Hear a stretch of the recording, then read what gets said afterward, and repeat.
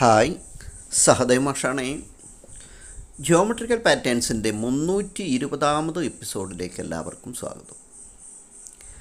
3D എഫക്റ്റുള്ള ഉൾവശം ആ നിഴലോടുകൂടി കാണാവുന്ന നല്ലൊരു ചിത്രമാണ് ഇത്തവണയും കാണിക്കുന്നത്. A4 പേപ്പറിൽ തന്നെയാണ് ചെയ്യുന്നത്. 3D ചിത്രങ്ങളാണ്. കുറച്ചൊന്ന് പ്രയാസപ്പെട്ടാൽ നന്നായിട്ട് വരച്ചെടുക്കാൻ പറ്റുന്ന, അപ്പോൾ ഒന്ന് മെനക്കെടണം. അപ്പോൾ നല്ല രസകരമായ 3D ചിത്രങ്ങളാണ് ഈ തവണ വെക്കേഷനിൽ പലതും വരച്ചിട്ടുള്ളത്. അപ്പോൾ നിങ്ങളുടെ ജിയോമെട്രിക്കൽ ആൽബത്തിലേക്ക് ഒരു നല്ല ചിത്രവും കൂടെ സമ്മാനിക്കുകയാണ്. 3 വ്യത്യസ്ത കളർ എടുത്തിട്ടാണ് ഇത് ചെയ്തിരിക്കുന്നത്. അപ്പോൾ കളർ കോമ്പിനേഷൻ നിങ്ങൾക്ക് ഇഷ്ടമുള്ള രൂപത്തിലേക്ക് മാറ്റാം. അതായത് ഒരു ഡാർക്ക് കളറ്, ഒരു ലൈറ്റ് കളറ്, പിന്നെ ഏറ്റവും ബ്രൈറ്റ് ആയിട്ടുള്ള ഒരു കളറും, അതാണ് യെല്ലോ ആയിട്ട്. യെല്ലോക്ക് പകരം വൈറ്റ് നിലനിർത്തിയാലും കുഴപ്പമില്ല. അപ്പോൾ 2 കളറ്, ഇപ്പോൾ ഡാർക്ക് ബ്ലൂ ആണെങ്കിൽ ലൈറ്റ് ബ്ലൂ, ഇനി റെഡ് ആണെങ്കിൽ ഓറഞ്ച്, ആ രൂപത്തിൽ ചെയ്യുന്നതായിരിക്കും നല്ലത്. അപ്പോൾ ഇതിൻ്റെ ഗ്രാഫ് ഇതാ ഈ രൂപത്തിലാണ് ഉണ്ടാവുക. അതിൽ ഒരു 2 വര കൂടെ വരക്കേണ്ടതുണ്ട്. അത് കളർ ചെയ്ത ശേഷം ചെയ്യുന്നതായിരിക്കും നല്ലത്. ഓക്കെ. A4 പേപ്പറിൻ്റെ മധ്യബിന്ദു, അതായത് 10.5 സെൻറ്റിമീറ്ററിൽ നിന്ന് അതേ റേഡിയസ്, 10.5 സെൻറ്റിമീറ്റർ റേഡിയസ് തന്നെ ഒരു സർക്കിൾ വരക്കണം. അപ്പോൾ പേപ്പറിൻ്റെ ഏറ്റവും വക്കിലൂടെയാണ് പോവുക. അപ്പോൾ നമ്മളവിടെ 10.5 സെൻറ്റിമീറ്ററാണ് മധ്യബിന്ദു എടുത്തതെന്നുള്ളത് കൊണ്ട് ഈ വശത്തും 10.5 സെൻറ്റിമീറ്ററിൽ ഒരു പോയിൻ്റ് അടയാളപ്പെടുത്തി ആ പോയിൻ്റിലാണ് നമ്മൾ കോമ്പസിൻ്റെ മുന വെച്ച് അതേ റേഡിയസ് കൊണ്ട് കട്ട് ചെയ്യുകയാണ്. അപ്പോൾ സ്കെയിൽ വെച്ച് നോക്കിയാൽ ഒരു പോയിൻ്റിൽ നിന്നും അടുത്ത പോയിൻ്റിലേക്കുള്ള അകലം 10.5 സെൻറ്റിമീറ്റർ തന്നെയായിരിക്കും. യെസ്. അപ്പോൾ ഞാനിവിടെ സർക്കിൾ വരച്ചത് നിങ്ങൾക്ക് വ്യക്തമായിട്ട് കാണാൻ വേണ്ടി ബ്ലാക്ക് CD മാർക്കർ ഉപയോഗിച്ചാണ്. പക്ഷേ നിങ്ങൾ പെൻസിൽ കൊണ്ടേ ചെയ്യാവൂ. കാരണം ആ സർക്കിൾ ആവശ്യമില്ല. ആ സർക്കിൾ അവസാനം മയച്ച് പോക്കേണ്ടതാണ്. CD മാർക്കർ കൊണ്ടോ ബ്ലാക്ക് കൊണ്ടോ വരച്ചാൽ അത് മയച്ച് പോക്കാനാവില്ലല്ലോ. പിന്നീട് ഞാനിതാ ഈ ഘട്ടം പെൻസിൽ കൊണ്ടാണ് ചെയ്യുന്നത്. അതിനും കാരണമുണ്ട്. പെൻസിൽ കൊണ്ട് ചെയ്താൽ ആ പെൻസിലിൻ്റെ മേലേക്കൂടെ നമുക്ക് പോയിൻ്റ് അടയാളപ്പെടുത്തേണ്ടതുണ്ട്. സെൻറ്റിമീറ്റർ പോയിൻ്റ് അടയാളപ്പെടുത്തേണ്ടതുണ്ട്. അത് ബ്ലാക്ക് കൊണ്ട് വരച്ചാൽ അതിൻ്റെ മേലെ വീണ്ടും ബ്ലാക്ക് ചെയ്യുമ്പോൾ പോയിൻ്റ് കാണില്ല എന്നുള്ളത് കൊണ്ടാണ്. ഇത് ഒരറ്റത്ത് 0-ഉം മറ്റേ അറ്റത്ത് 10.5-യും ആയിരിക്കുമല്ലോ. അപ്പോൾ നമ്മൾ പോയിൻ്റ് ഇടേണ്ട ഇങ്ങനെയാണ്. അപ്പോൾ 0 ഒരറ്റത്തും 10.5 സെൻറ്റിമീറ്റർ മറ്റൊരറ്റത്തും വരുമ്പോൾ 1.5, 3, 4.5, 6, 7.5, 9. അപ്പോൾ 1.5, 3, 4.5, 6, 7.5, 9 അങ്ങനെയുള്ള പോയിൻ്റ്. അപ്പോൾ അങ്ങനെ 6 വശത്തും. ഇപ്പോൾ ശ്രദ്ധിക്കേണ്ടത് ഒരറ്റത്ത് 0-ഉം മറ്റേ അറ്റത്ത് 10.5-യുടെ 10.5-ഉം തന്നെ ആയിരിക്കണം. എങ്കിൽ മാത്രമേ ഈ അടയാളത്തിൽ കൃത്യമായി തുല്യമായി ഭാഗിച്ച് കിട്ടൂ. 1.5, 3, 4.5, 6, 7.5, 9 ആ രൂപത്തിലാണ്. ഇത് തന്നെ ആ മധ്യഭാഗത്തുള്ള 3 ലൈനിലും ചെയ്യും. അപ്പോൾ നമുക്ക് മൊത്തം 6ഉം 3ഉം 9 വരകളുണ്ട്. 9 വരകളും ഹെക്സഗണിൻ്റെ 6 വശങ്ങളായിട്ടുള്ള വരകളും നടുവിലുള്ള 3 വരകളും. അപ്പോൾ 9 വരകളിലും ഈ 1.5 സെൻറ്റിമീറ്റർ ഇടവിട്ടുള്ള പോയിൻ്റ് ചെയ്യുക. ഓക്കെ. ഇനി അതിനുശേഷം ആ പോയിൻ്റുകൾ ചേർത്തുകൊണ്ട് നമ്മൾ പാരലൽ ലൈൻ, അതാ ഒന്നാമത്തെ പോയിൻറ്റും ചേർത്ത് വരയ്ക്കുക. ഇവിടെയും അത് ഈ വശത്തും 1 to 1, 1 മുതൽ 1 വരെ ആ ബോർഡറിലൂടെ.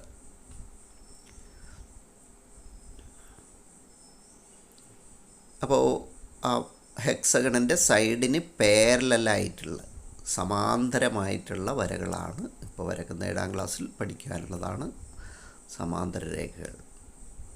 ഇനി ആ മധ്യഭാഗത്ത് നമ്മൾ വരച്ച അതിനും ഇരുവശങ്ങളിലും ലെഫ്റ്റും റൈറ്റും പാരലൽ ലൈൻസ് വരക്കണം. ആ വരയുടെ ലെഫ്റ്റും റൈറ്റും ഇവിടെയും അങ്ങനെ തന്നെ.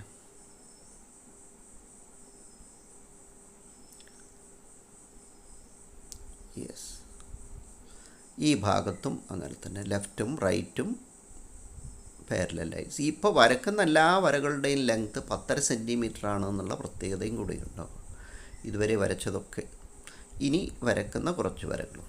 ഇനി ആ മധ്യഭാഗത്തു കൂടെ നമുക്ക് വരക്കേണ്ടതുണ്ട്. അതായത് ഒരു പോയിൻ്റ് കഴിഞ്ഞതിന് ശേഷമാണ് ചെയ്യുന്നത് കേട്ടോ. തൊട്ടടുത്തുള്ള പോയിൻ്റ് എന്ന് വെച്ചാൽ ആ മധ്യഭാഗത്തൊരു ബെൽറ്റ് പോലെ വരും, ഇങ്ങനെയാണ്. യെസ്, അപ്പോൾ ഒന്നിടവിട്ടതിന് ശേഷമാണ് ചെയ്യുന്നത്, രണ്ടാമത്തെ അതിനോട് ചേർന്ന്. അപ്പോൾ മധ്യഭാഗത്താണ് ഇങ്ങനെ ഉണ്ടാകുക. ഇപ്പോൾ 1 2 മൂന്നാമത്തെ പോയിൻറ്റും മൂന്നാമത്തെ പോയിൻറ്റും, നാലാമത്തെ പോയിൻറ്റും നാലാമത്തെ പോയിൻറ്റും. യെസ്, 3-ൽ നിന്ന് 3-ലേക്ക്, 4-ൽ നിന്ന് 4-ലേക്ക്. ഇവിടെയും അത്തരത്തിൽ തന്നെ.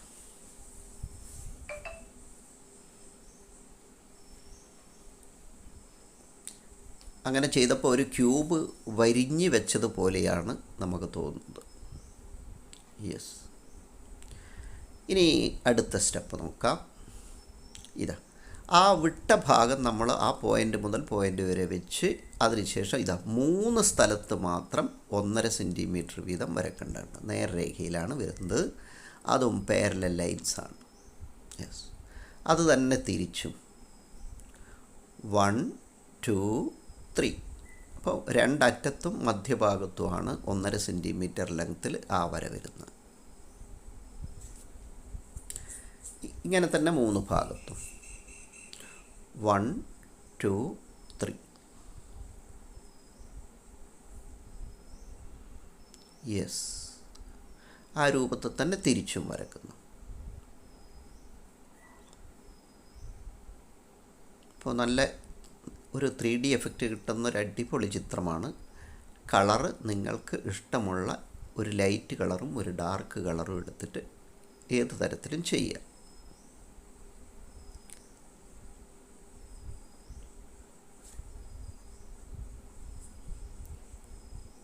Yes, last. അപ്പോൾ ഇതൊക്കെ കൈക്ക് നല്ല നിയന്ത്രണം കിട്ടാൻ സഹായകമായ, അതായത് വളരെ കൃത്യമായിട്ട് എവിടെയാണ് നിർത്തേണ്ടത്, എവിടെ നിന്നാണ് സ്റ്റാർട്ട് ചെയ്യേണ്ടത് എന്നുള്ള വ്യക്തമായ ഒരു ധാരണ നമുക്ക് കിട്ടും. ഇനി ആ മധ്യഭാഗത്തു കൂടെ വരയ്ക്കുകയാണ്. അപ്പോൾ അവിടെ 2 ട്രയാങ്കിളായി മാറും, 2 ഈക്വലേറ്റഡ് ട്രയാങ്കിളായി മാറും ആ റോംബസ്. യെസ്, ആ രൂപത്തിൽ തന്നെ എല്ലാ ഭാഗത്തും. അപ്പോൾ 3 സെൻറ്റിമീറ്റർ വശമുള്ള ആ റോംബസാണ്, സമഭുജ സാമാന്ത്രികമാണ്. നമ്മൾ മധ്യഭാഗത്തു കൂടെ വരക്കുന്ന സമയത്ത് അത് 2 സമഭുജ ഈക്വലേറ്റഡ് ട്രയാങ്കിളായി മാറും. അപ്പോൾ അതിൻ്റെ വശവും 3 സെൻറ്റിമീറ്ററാണ്. 3 സെൻറ്റിമീറ്റർ വശങ്ങളുള്ള സമഭുജ ത്രികോണങ്ങളായി മാറും. യെസ്, ഇനി ഇതാ തൊട്ട് ലെഫ്റ്റും റൈറ്റും. യെസ്, അതതിൻ്റെ പകുതി ഇങ്ങനെ കിട്ടും, ലെഫ്റ്റിലും റൈറ്റിലുമായിട്ട്.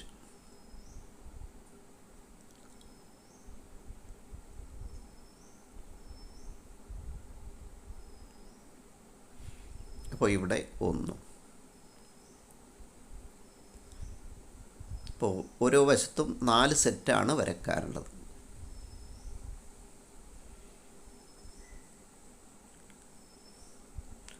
ഒന്ന്, ഇവിടെ നമുക്ക് 2 എണ്ണം തുടർച്ചയായി വരക്കാൻ കിട്ടും.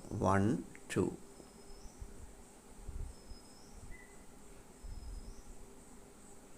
യെസ്, അവസാനം 1.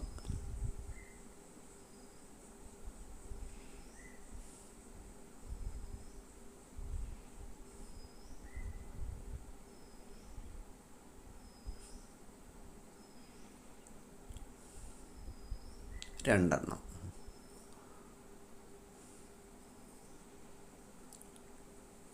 യെസ്, ഇവിടെ ഒരു സെറ്റ്.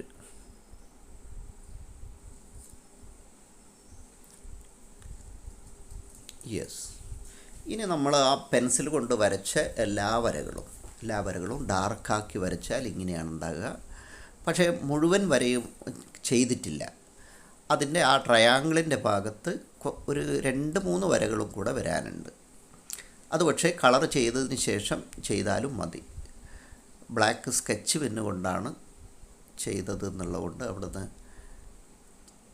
കളറ് അതായത് നമ്മൾ കളർ കൊടുക്കുന്ന സമയത്ത് മഷി പടരുന്നത് ഒഴിവാക്കാൻ വേണ്ടിയാണ്. ഇപ്പോൾ കൊടുക്കുന്ന ഡാർക്ക് ഗ്രീനാണ്, ഡാർക്ക് ഗ്രീൻ. അപ്പോൾ ഈ ഡാർക്ക് ഗ്രീനിന് പകരം നിങ്ങൾക്ക് ഡാർക്ക് ബ്ലൂവോ അല്ലെങ്കിൽ ബ്രൗൺ കളറോ വയലറ്റ് കളറോ ഏത് വേണമെങ്കിലും പിന്നെ ഉപയോഗിക്കാം. അപ്പോൾ ഓരോന്നിൻ്റെയും തൊട്ടടുത്ത് ലൈറ്റ് കളറായിരിക്കണം. ഇതാ ഒരു വശത്ത് കംപ്ലീറ്റ് ഇങ്ങനെ ചെയ്യുക, ഒരു വശത്ത് അവിടെ മാത്രമേ ചെയ്യുന്നുള്ളൂ. യെസ്. തൊട്ടടുത്ത സൈഡിൽ ആ രൂപത്തിൽ തന്നെ ലൈറ്റ് ഗ്രീനാണ് ചെയ്യുന്നത്. ഇപ്പോൾ ബ്രഷ് പെന്നാണ് ഞാൻ ഉപയോഗിക്കുന്നത്, ഡോംസിൻ്റെ ബ്രഷ് പെൻ. അപ്പോൾ ഈ പെന്നിനുള്ള ഗുണം എന്താണെന്ന് വെച്ചാൽ വളരെ കൃത്യമായി നമുക്ക് സൂക്ഷ്മമായി തന്നെ കളർ കൊടുക്കുക എന്നുള്ളതാണ്. ആ കളത്തിന് പുറത്തേക്ക് ചാടാതെ കിട്ടും. മാർക്കർ കൊണ്ടൊക്കെ കൊടുക്കുമ്പോൾ ഒന്ന് പുറത്തേക്ക് ചാടിപ്പോകാൻ സാധ്യതയുണ്ട്. യെസ്. ഇതാ രണ്ടാമത്തെ സൈഡും ചെയ്ത് ഇനി മൂന്നാമത്തെ സൈഡിൽ അതേപോലെ ചെയ്യുമ്പോൾ അവിടെ യെല്ലോ കളറാണ് എടുത്തിരിക്കുന്നത്. ഇനി യെല്ലോ കളർ വേണമെന്നില്ല കേട്ടോ, വൈറ്റ് നിലനിർത്തിയാലും നല്ല രസമുണ്ടാകും. വെള്ള തന്നെ അവിടെ നിലനിർത്തിയാൽ ഒരു കുഴപ്പമില്ല.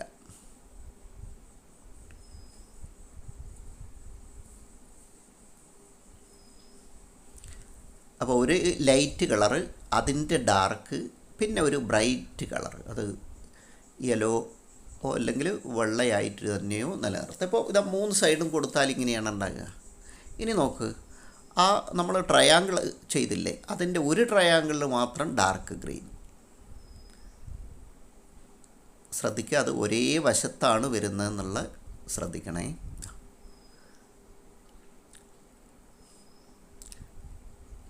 റൈറ്റ് സൈഡിലാണെങ്കിൽ 4ഉം റൈറ്റ് സൈഡിൽ തന്നെയാണ് എന്നുള്ള പ്രത്യേകതയുണ്ട്. 4ഉം റൈറ്റ് സൈഡിലാണ്. ഇനി ഇവിടെയും റൈറ്റ് സൈഡിലാണ്. ആ 4 റൈറ്റ് സൈഡിൽ ആ രൂപത്ത് പിടിക്കുമ്പോഴാണേ, ഒരേ സൈഡിൽ പിടിക്കുമ്പോൾ അതേ സെയിം സൈഡിലാണ് വരിക. ഞാനത് പെയിൻറ്റ് ചെയ്യാൻ വേണ്ടി തിരിച്ചും മറിച്ചുമൊക്കെ പേപ്പർ വെക്കുന്നുണ്ട്. ചെയ്ത് കഴിയുമ്പോഴാണ് ശ്രദ്ധിക്കേണ്ടത്.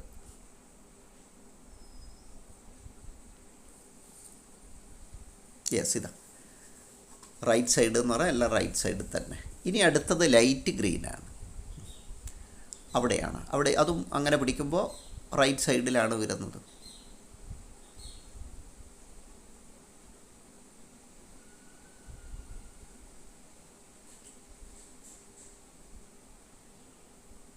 യെസ്. ഇതാ ഈ രൂപത്തിൽ. ഇവിടെ രണ്ടാമത്തെ പോർഷൻ ലൈറ്റ് ഗ്രീൻ. അപ്പോൾ ഡാർക്ക് ഗ്രീനിൻ്റെ ഒരു ട്രയാങ്കിൾ, ലൈറ്റ് ഗ്രീനിൻ്റെ മറ്റൊരു ട്രയാങ്കിൾ.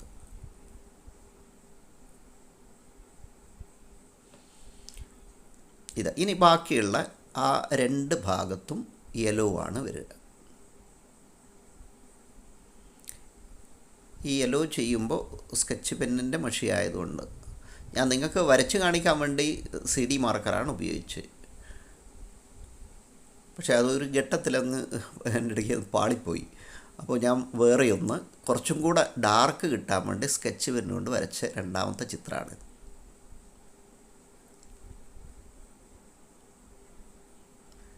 യെസ്. ഇപ്പോൾ കഴിഞ്ഞിട്ടില്ല ചിത്രം. ഇനിയാണ് നമ്മൾ 3D എഫക്റ്റ് കിട്ടുന്ന ആ വര. ഇതാ ഈ രൂപത്തിൽ അവിടെ അതിൻ്റെ പകുതി 1.5 സെൻറ്റിമീറ്റർ, തിരിച്ചു 1.5 സെൻറ്റിമീറ്റർ അവിടെ ചേർന്ന് നിൽക്കും, മേലോട്ട് കൂമ്പി നിൽക്കും. അതുപോലെ എല്ലാ സ്ഥലത്തും ഇതാ ഇവിടെയും 1.5 മാത്രമേ വരയ്ക്കാവൂ. യെസ്. ഇതാ അവിടെയും ഒരേ രൂപത്തിൽ പിടിച്ചാൽ അതേ ദിശയിൽ തന്നെ നമുക്ക് കിട്ടുമെന്നുള്ളതാണ്. നാലാമത്തതും. യെസ്. അപ്പോൾ ഒരു കഷ്ണം ലൈറ്റ് ഗ്രെയിനിലും മറ്റൊരു കഷ്ണം ഡാർക്ക് ഗ്രെയിനിലുമായിട്ട് ഇത് ഈ രൂപത്തിൽ തന്നെയാണ് എല്ലാ സ്ഥലത്തും വരുന്നത്. ഇപ്പോൾ യെലോയിലാണ് വരക്കുന്നത്, മറു പോർഷൻ ഡാർക്ക് ഗ്രെയിനിലാണ്. അങ്ങനെയാണെങ്കിൽ ഇതാ ഇവിടെയും എല്ലാ സ്ഥലത്തും അങ്ങനെ തന്നെയായിരിക്കും. യെല്ലോ ഡാർക്ക് ഗ്രെയിൻ, ഇതാ ആദ്യം യെലോയിൽ വരക്കുന്നു, പിന്നീട് തിരിച്ച് ഡാർക്ക് ഗ്രെയിനിൽ, താഴെ അങ്ങനെ തന്നെ ആദ്യം യെല്ലോ തിരിച്ച് ഡാർക്ക് ഗ്രീൻ. അപ്പോഴാണ് അത് ശരിക്ക് 3D എഫക്റ്റ് പൂർണ്ണമായും നമുക്ക് കിട്ടുന്നത്. യെസ്, ഇനി മൂന്നാമത്തെ സൈഡും ലൈറ്റ് ഗ്രെയിനിലും യെലോയിലുമാണ് വരക്കുന്നത്.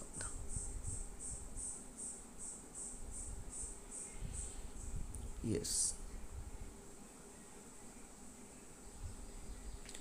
ഇതും കൂടെ വരുമ്പോഴാണ് ശരിക്ക് അതിന് ഒരു ആഴം, ആ ഗ്യാപ്പിൽ ഒരു ആഴമുള്ളതായിട്ട് നമുക്ക് ഫീൽ ചെയ്യുന്നത്.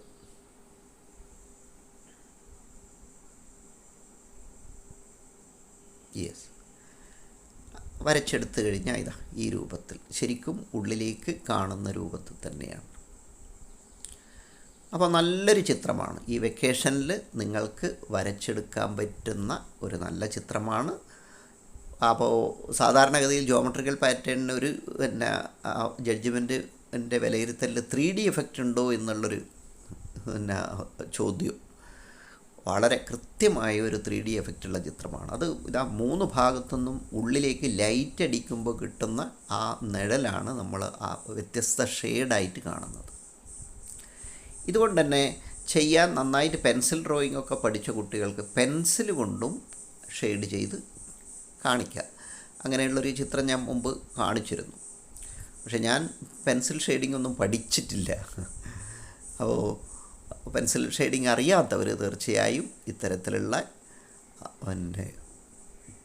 കളർ, അത് വ്യത്യസ്ത കളറിൽ ഞാൻ പല കോമ്പിനേഷനും പറഞ്ഞ് ഞാൻ എടുത്തത് ഡാർക്ക് ഗ്രീനും ലൈറ്റ് ഗ്രീനുമാണ്. നിങ്ങൾക്ക് വേണമെങ്കിൽ ഡാർക്ക് ബ്ലൂ ലൈറ്റ് ബ്ലൂ, അല്ലെങ്കിൽ റെഡ് ഓറഞ്ച്, അല്ലെങ്കിൽ വയലറ്റ് ലൈറ്റ് ബ്ലൂ, അങ്ങനെ പല കോമ്പിനേഷനിലും ചെയ്യാം. അതുപോലെ ആ യെല്ലോ വേണമെങ്കിൽ ഒഴിവാക്കിക്കൊണ്ട് നമുക്ക് വെള്ളയാക്കി നിലനിർത്തുകയും ചെയ്യാം. അതൊക്കെ നിങ്ങൾക്ക് സൗകര്യം പോലെ ചെയ്യാം. എന്തായാലും വീഡിയോ പുതുതായി കാണുന്ന കൂട്ടുകാർ സബ്സ്ക്രൈബ് ചെയ്യാനും ലൈക്ക് ചെയ്യാനും കമൻറ്റ് ചെയ്യാനും ഷെയർ ചെയ്യാനൊന്നും മറന്നു പോരുത്. നിങ്ങളുടെ കൂട്ടുകാരിലേക്ക് ഇതൊന്ന് ഇഷ്ടമായാൽ ഷെയർ ചെയ്താൽ നല്ലത്. അപ്പോൾ അടുത്ത ഗണിതശാസ്ത്ര മേളയ്ക്ക് വേണ്ടിയുള്ള ഒരുക്കം നമുക്കിപ്പോഴേ തുടങ്ങാം. ഓക്കെ, അടുത്ത വീഡിയോയിൽ വീണ്ടും കാണാം.